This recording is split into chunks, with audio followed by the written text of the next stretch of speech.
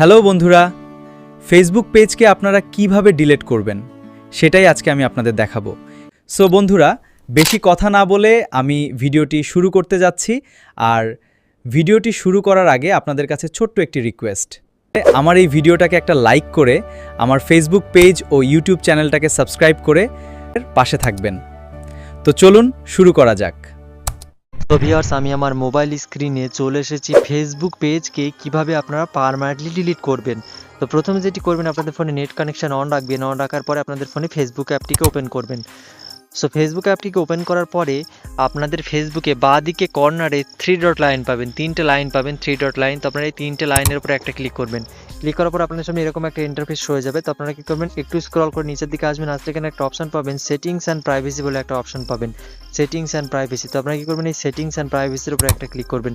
Click করার পরে দেখুন সেটিংস অ্যান্ড প্রাইভেসির নিচে শুধুমাত্র সেটিংস বলে একটা অপশন পাবেন, শুধুমাত্র সেটিংস। তো আপনারা কি করবেন, এই সেটিংসের উপরে একটা ক্লিক করবেন। ক্লিক করার পরে দেখবেন আপনাদের সামনে এরকম একটা ইন্টারফেস হয়ে যাচ্ছে। তো আপনারা স্ক্রল করে নিচের দিকে আসবেন। আসলে এখানে একটা অপশন পাবেন অ্যাক্সেস অ্যান্ড কন্ট্রোল বলে একটা অপশন পাবেন। অ্যাক্টিভিটি লগের নিচে দেখুন অ্যাক্সেস অ্যান্ড কন্ট্রোল বলে লেখা আছে। তো আপনারা কি করবেন, এই অ্যাক্সেস অ্যান্ড কন্ট্রোলের উপরে একটা ক্লিক করবেন। ক্লিক করার পরে এখানে 3টে অপশন পেয়ে যাবেন, একটা হচ্ছে ডিঅ্যাক্টিভেট পেজ, আর একটা আনপাবলিশ পেজ, আর একটা হচ্ছে ডিলিট পেজ।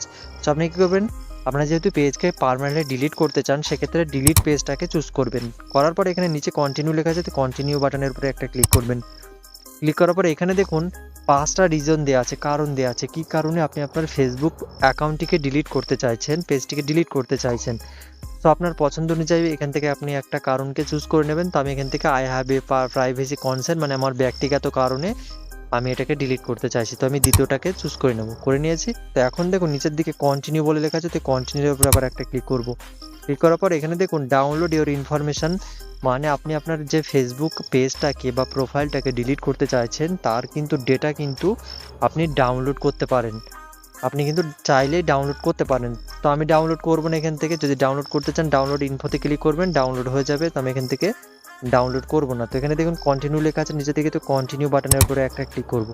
ক্লিক করে দিচ্ছি। এইখানটায় মূলত কি করতে হবে, আপনাদের ফেসবুক পেজ তৈরি করার সময় যে পাসওয়ার্ডটা ছিল সেই পাসওয়ার্ডটা এখানে আপনাদেরকে এন্টার করতে হবে, নাহলে কিন্তু আপনি আপনার ফেসবুক পেজটাকে ডিলিট করতে পারবেন না পার্মানেন্টলি। সেক্ষেত্রে আমি আমার নিজের পাসওয়ার্ডটাকে এখানে এন্টার করে দেবো। সো পাসওয়ার্ডটাকে এন্টার করার পরে এখানে নিচে কন্টিনিউ লেখা আছে, তো কন্টিনিউর উপর একটা ক্লিক করবেন। সো সরি, আমার পাসওয়ার্ডটা ভুল হয়েছে। তো আমি আবার পাসওয়ার্ডটাকে এন্টার করব। তো আমি আমার পাসওয়ার্ডটাকে দিয়েছি, পাসওয়ার্ডটাকে এখানে দিয়ে দিয়েছি। দেওয়ার পরে এখানে নিচে কন্টিনিউ লেখা আছে, তো কন্টিনিউর উপরে আবার ক্লিক করব।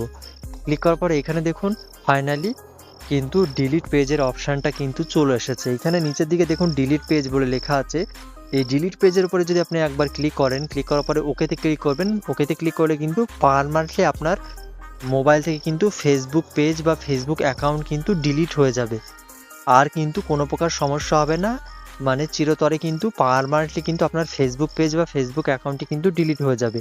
সো এভাবেই কিন্তু খুব সহজে আপনারা আপনাদের ফেসবুক পেজ বা ফেসবুক প্রোফাইলটাকে ডিলিট করতে পারবেন।